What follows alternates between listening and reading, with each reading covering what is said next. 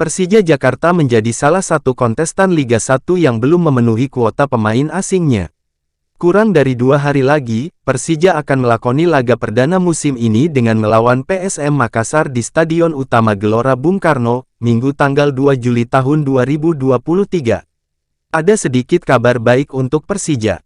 Cedera yang dialami bek andalan Macan Kemayoran Ondrej Kudela sudah mulai membaik. Hal yang sama juga dialami Doni Tri Pamungkas.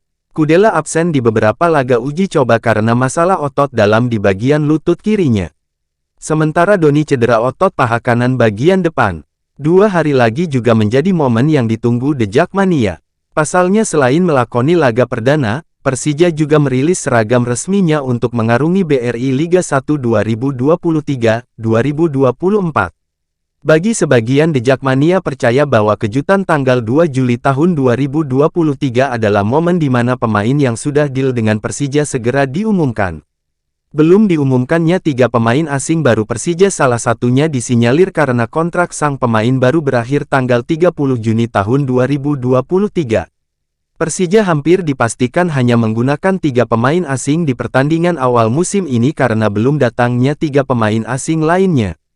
3 pemain asing Persija saat ini adalah Ondrej Kudela, Rio Matsumura dan Marco Simic. Jadi, sudah siap menunggu kejutan di tanggal 2 Juli nanti Jack.